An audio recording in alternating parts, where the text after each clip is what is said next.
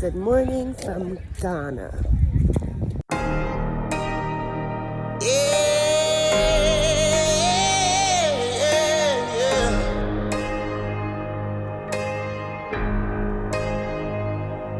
Whoever was in charge came in and said, look, they said, we want the all of you who are whites, we don't want you to feel bad about it, but we have a bus, we're taking you shopping.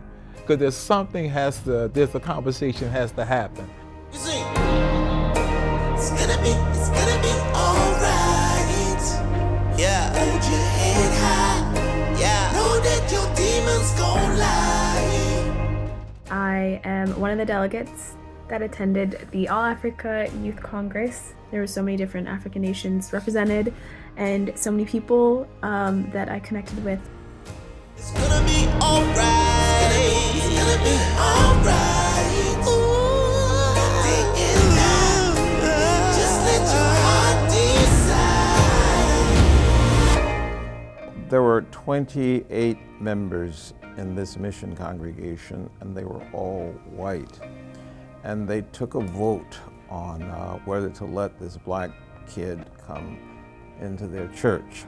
And it was affirmative, 100%. They voted me in.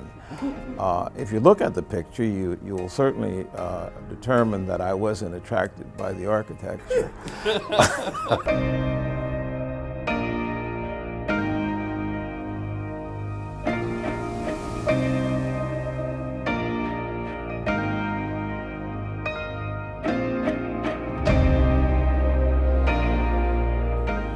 All right, y'all, I'm Pastor Nicolette Penaranda, Program Director of African Descent Ministries, and thank you again for joining us with Talks at the Desk.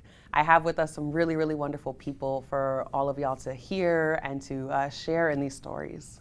I'm Richard Perry, Professor Emeritus of Church and Society Urban Ministry at Lutheran School of Theology here in Chicago, and my principal area is Church and Society. I'm James Thomas. I'm retired professor of worship and church and ministry at Lutheran Theological Southern Seminary, Columbia, South Carolina.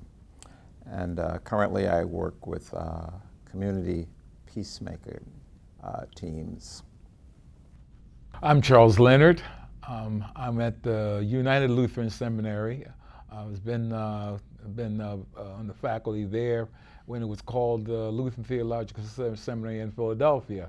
I've worked there teaching in the area of practical theology, professor of practical theology, teaching Christian education and church administration. I also have a parish in Philadelphia that for a number of years that I've been there. It's sort of like two jobs, but I enjoyed being there in Philadelphia and working with the people in the seminary. Y'all are some of the members of Sybil, correct? Yes. Yes. What is Sybil? Sybil is an organization, it's called the Conference of International Black Lutherans, and it is composed of two parts. We have the U.S. side, which includes teaching theologians, church administrators in theological education, parish pastors who have a PhD particularly, and some lay people who are interested in theological education. On the Africa side, we have bishops and pastors, some lay people, and teaching theologians. Sybil came into existence in 1986 in September, with our first conference being in Harare, Zimbabwe at the University of Zimbabwe there. The idea came up when Dr. Albert Pete Perrow and at the time Dr. Ambrose Moyo had a discussion at LSTC about what they could do to bring together African and African American theologians. And out of that conversation came the conference in 1986. And I think there were about 40 people who came together. in Harare.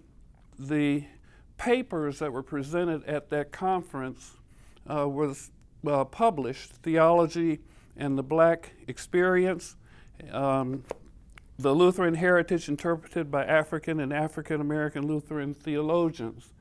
And I have to say, this is the first published resource that the church published that I know of that reflects the thinking of African and African American Lutheran theologians.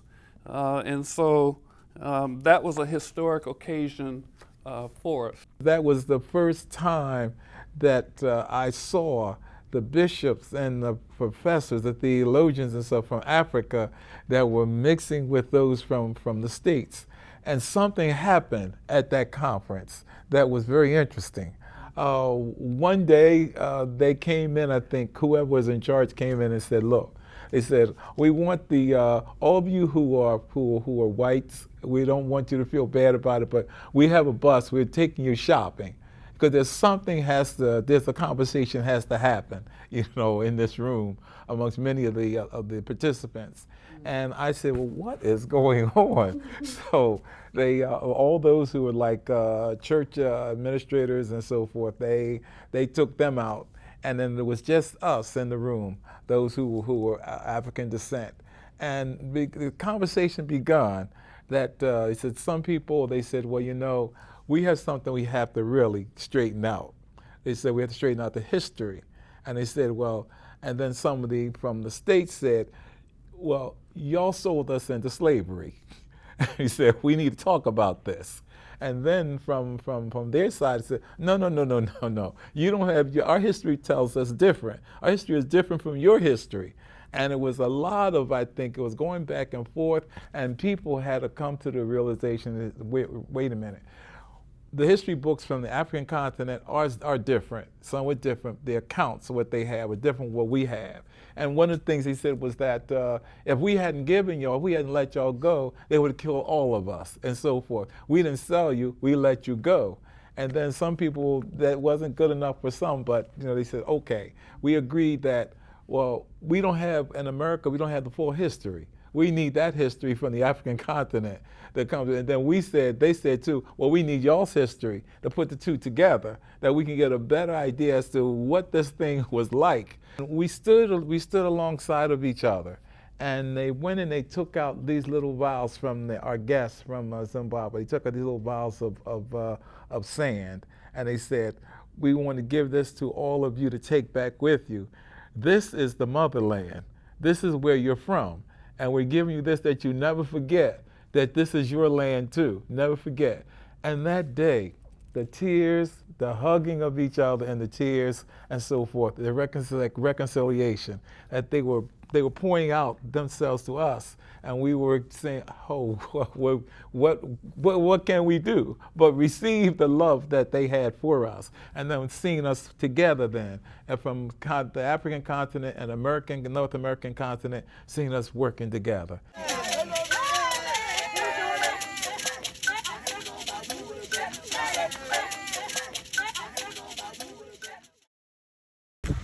Here we are at Osu Castle on the coast in Accra. This is one of the many slave castles during the transatlantic slave trade.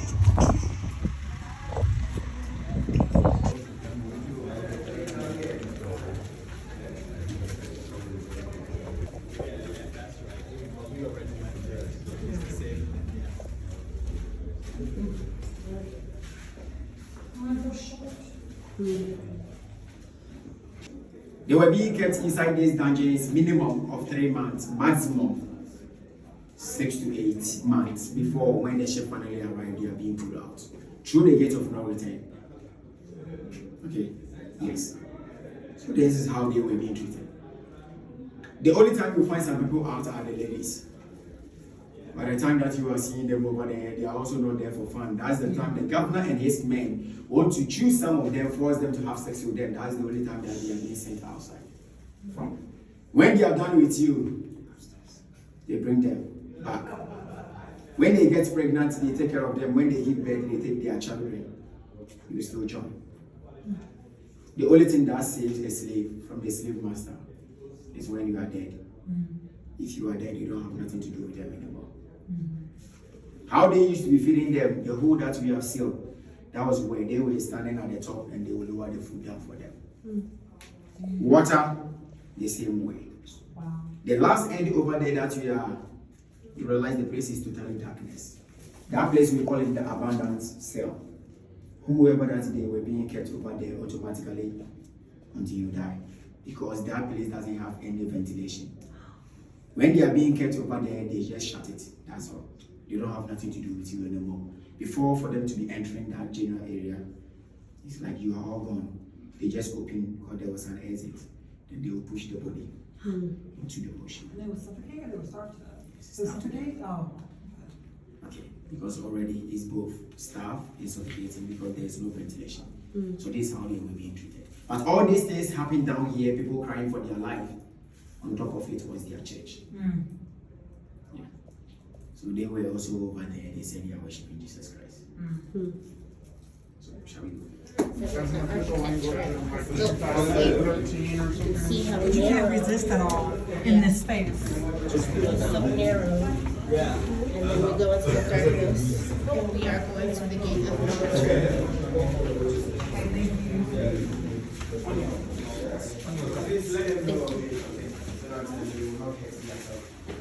Please watch your step and watch your head so that you don't hurt yourself.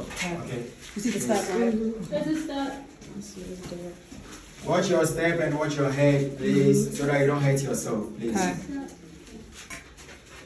Okay, so we are in this nice, comfortable area because, yes, no, it's really sad. So majority of the time I have to just boost myself up. Other than that, I can continue my own story, and you also need to hear, so I have to. So I just create something to make me energetic and just go on. Because me myself, we just enter here. How many minutes? How many seconds? 30 seconds of now income. I'm already all sweating. Yeah. And human beings were being kept in here. Even if you are being kept here for a day, Yeah. how are you going to cope with it? Okay. But where we are standing, yes, though we are feeling it, the only source of ventilation was this. And it's a whole compartment that goes all the way to the back over there. Okay. That was what was going on. But where we are standing, there is not where they were being kept. They were being kept over there. Behind us over there. Here? Okay. Here was just the corridor for them to be walking in. Wow. Here was just the corridor. So it's a whole compartment that leads all the way to the end over there. So that was where they were being kept.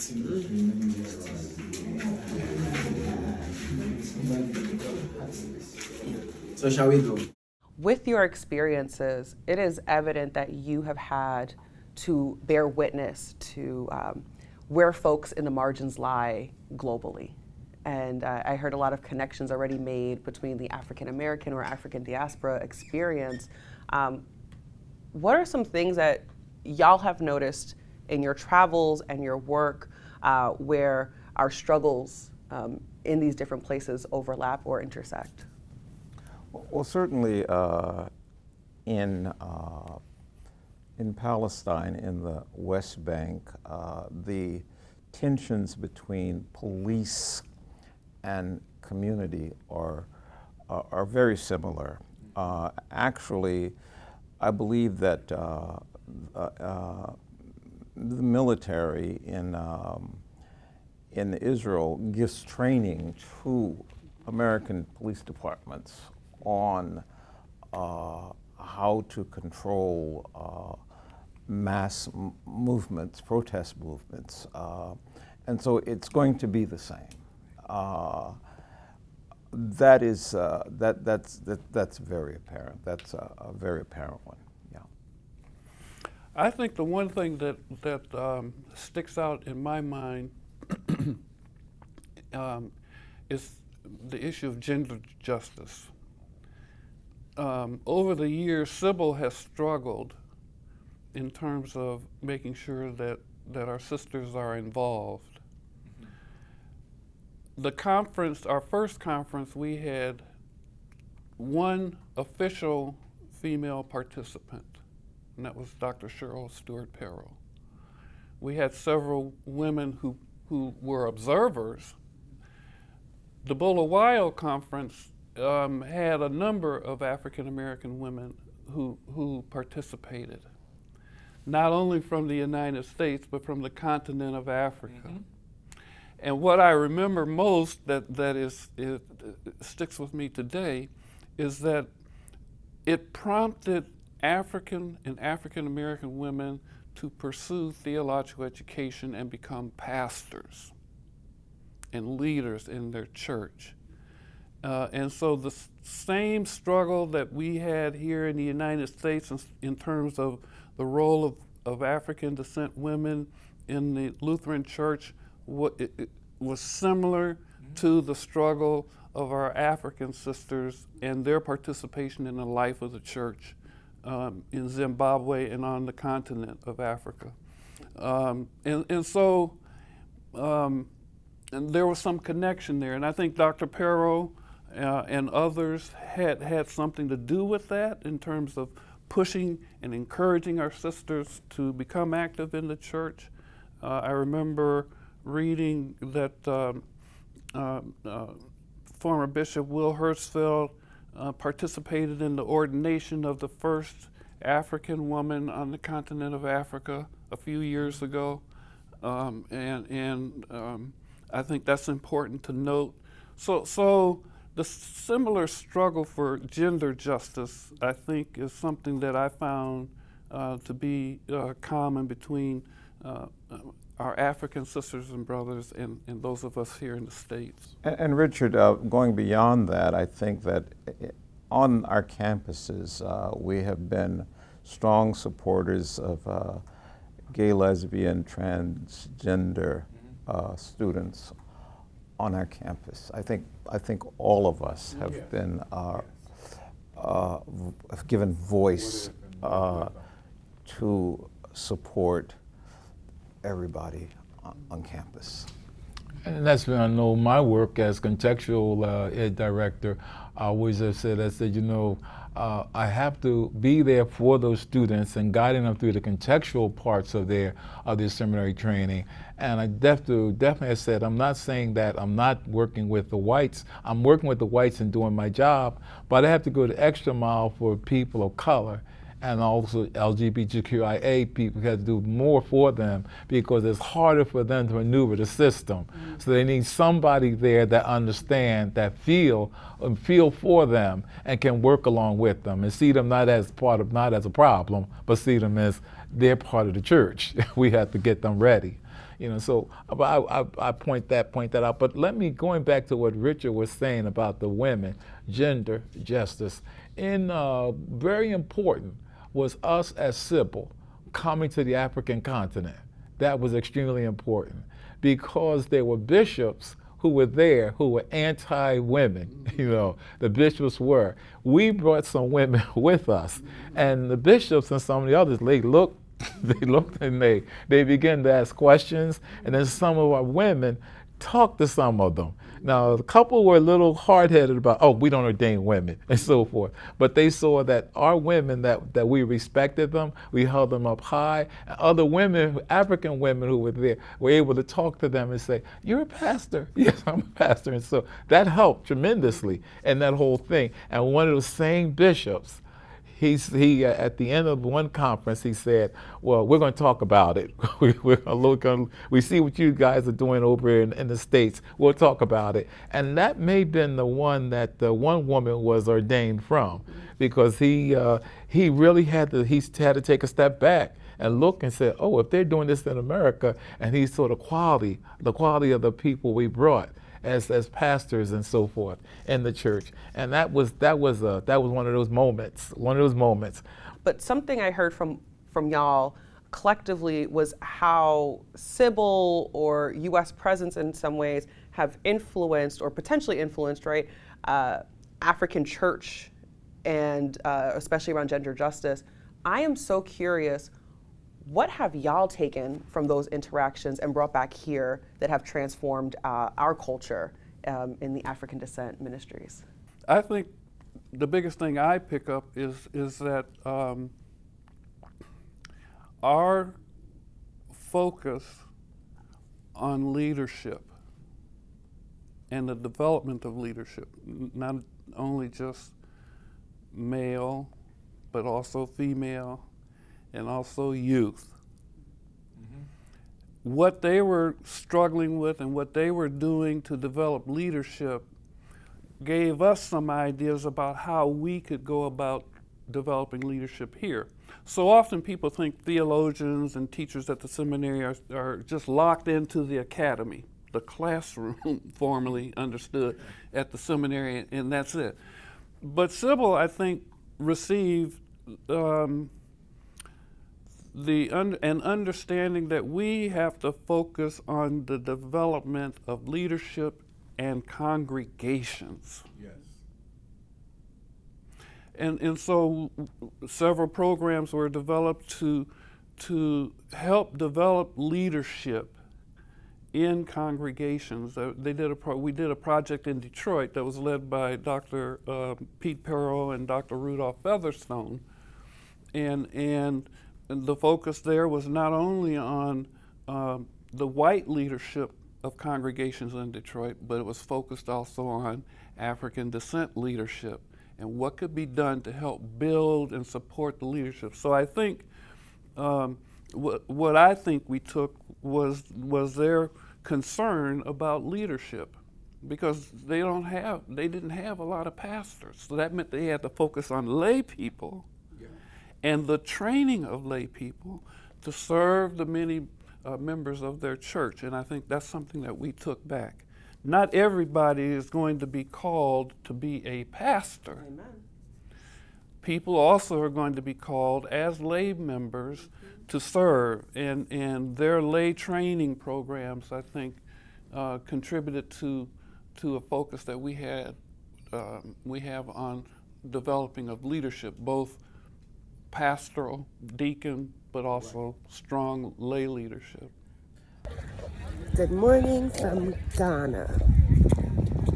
We are at the first full day of the All Africa Youth Congress.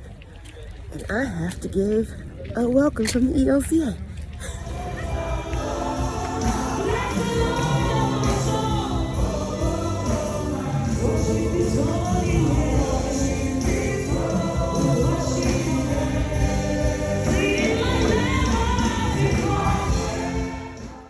We learn a lot about the African culture and the weather, and we get to know what it is to be an African and how African can influence into Africa and make Africa a better place and not depending on the outside.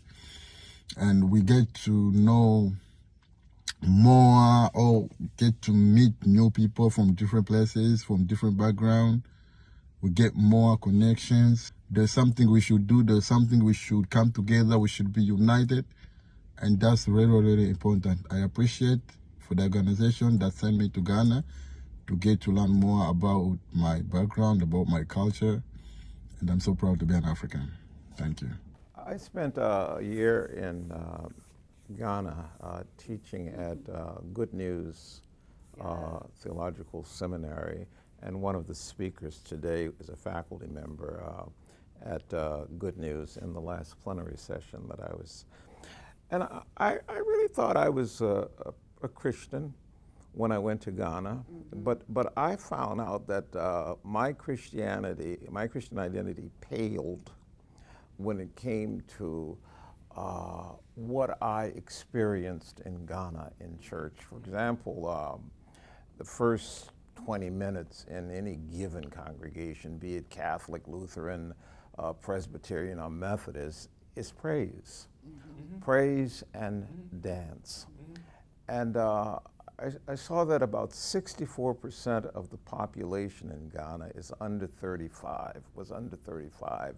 So the churches were filled with young people who just had a passion for their faith. And when I got back to Ebenezer Lutheran Church in Columbia, South Carolina, I couldn't keep my eyes open.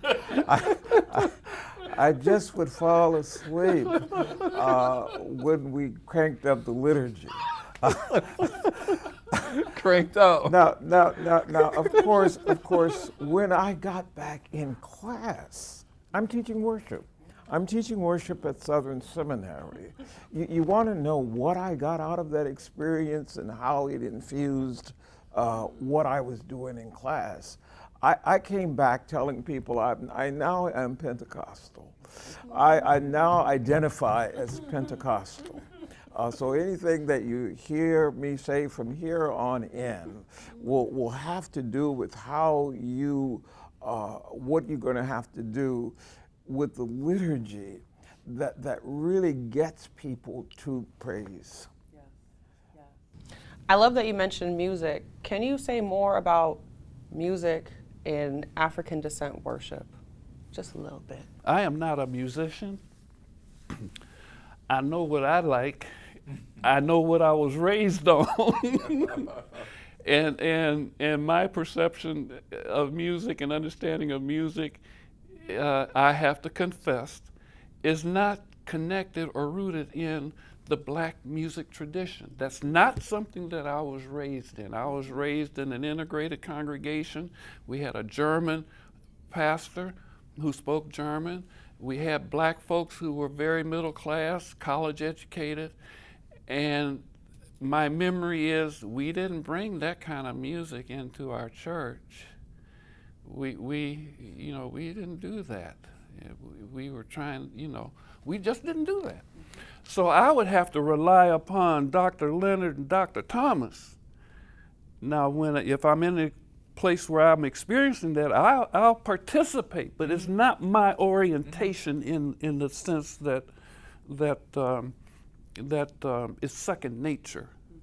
Well, for me, I gauge it I gauge it when I go into a church and I'm looking at what they're singing. And some churches, it's like 1, 2, or 3 hymns, and then 1 or 2 or 3 hymns, they drag. You're saying, oh my God, how are we gonna get through this, Whereas I look in our congregation and to see the people, they're moving.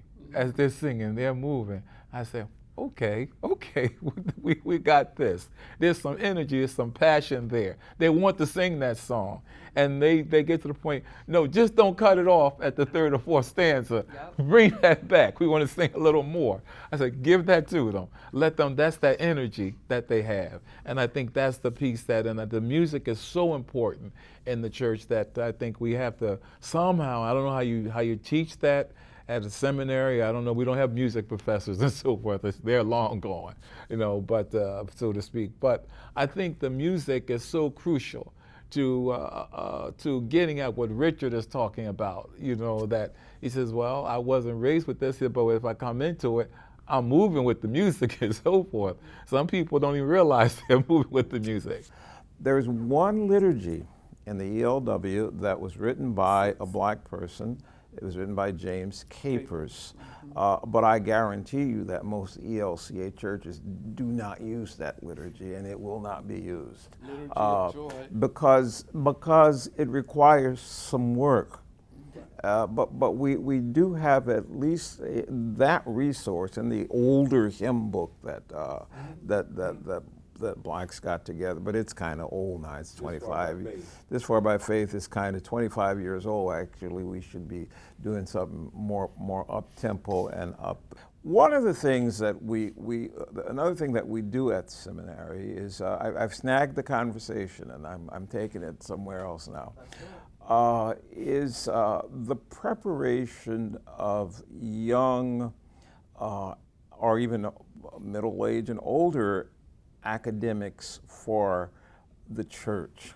Nowhere in the ELCA is there active promotion of graduate level education for African Americans. And it has been to our advantage to have African Americans on faculties at seminaries to encourage women and men and others who are coming through the seminary and aiming themselves at academia. This is why we need blacks and Latinos and Asians on our faculties, because these young people can see themselves in that role, but they also are nurtured by the presence of people who look like them on the faculties. And so that's been another key thing that Sybil or Sybil members or non-Sybil members have been able to encourage at seminaries, to bring these students along. And we saw that, I think, sometime back. I think Dr. Eccles, deceased, he came through that way. Dr. Stewart came through that way, where they were looked at, and as faculty brought them in as instructors with the idea, we're building on this, they're going to be professors on this faculty. But they were sort of hand-picked. We want this one, we want that one, and so forth. But I think we have to do more of that. The seminaries. Yes, I think Denise Rector is going to go on to the faculty, some at Trinity as a research scholar. But that is what you're describing. Yeah. That's what you're describing. Yeah. And we need the church to be engaged in encouraging more of that.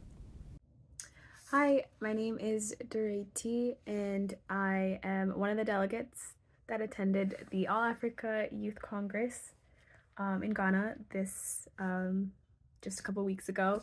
A highlight of the trip was getting to meet people from all over and also close to home, all over Africa, different African nations, all over the world. There were so many different African nations represented, and so many people that I connected with and I'm still in contact with. So that was just an amazing part of it, is just the relationship building aspect. And I think that's something that I'll continue to take into my own congregation, is being more, making more connections. Well, I brought a picture, Dr. Edward Dixon, and he was one of the first mission developers. He became sort of like a mentor, to me.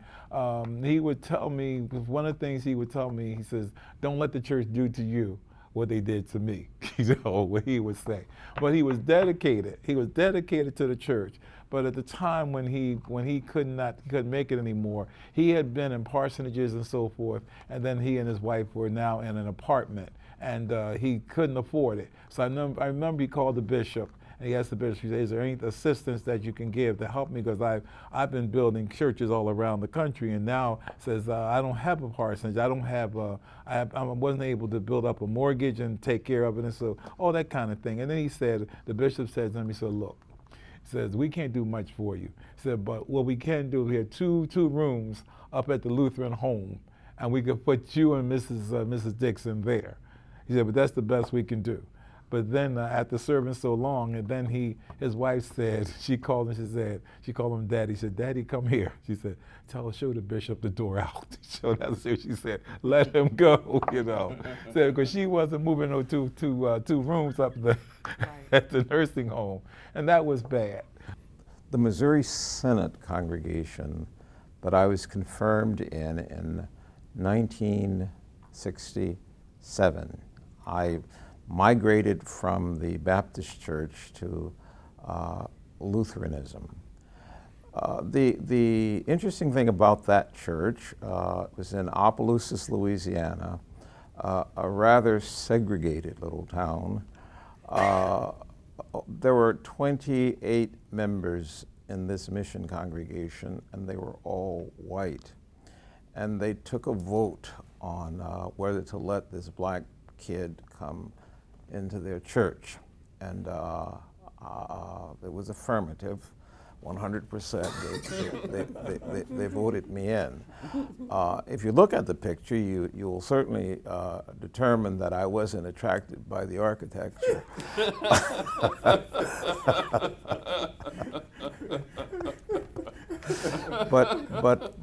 but I joined, and all kinds of doors were opened. There was instant scholarship to college. I went to the Missouri Synod Black College in Alabama, and then Concordia College in Nebraska, and then to the seminary. Now, an interesting thing about that congregation was that it lasted through my entire seminary career, and shortly after I graduated from seminary, the congregation folded. I guess the story is this. In all of its simplicity, this group of Lutherans found me, sent me through college and seminary, and then disbanded. They didn't know the great work that they were doing. And I'm thinking that congregations do great work, but they're not paying attention to the great work they're doing. And I believe that most congregations have a story. If it's not just like this story, it is a story, and congregations need to find their stories. Just like we are telling stories now, they need to learn to tell their stories because they have good stories. Yes.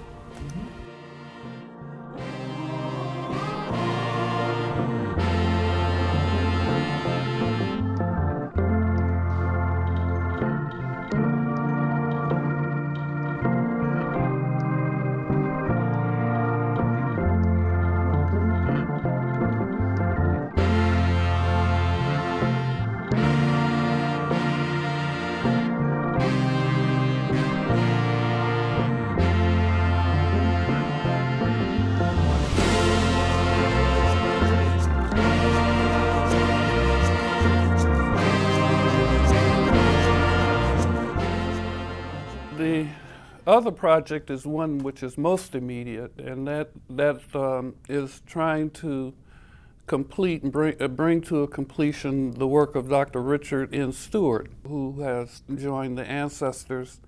Dr. Stewart is on the faculty at United Lutheran Seminary in Philadelphia. Dr. Stewart is a, how should I say, a historian of sorts. Really? And I would say probably for the last 15 to 20 years, he has been working on a project which he received funding for to begin to record, the oral tradition of African American Lutherans. And so Sybil has said that that's important. We want to support it. We have the various members of Sybil within their skill set and their interests are producing some work that we hope will enlighten not only the African American Lutheran community, but also the wider church, and to bring to a conclusion some of the work that Dr. Stewart did.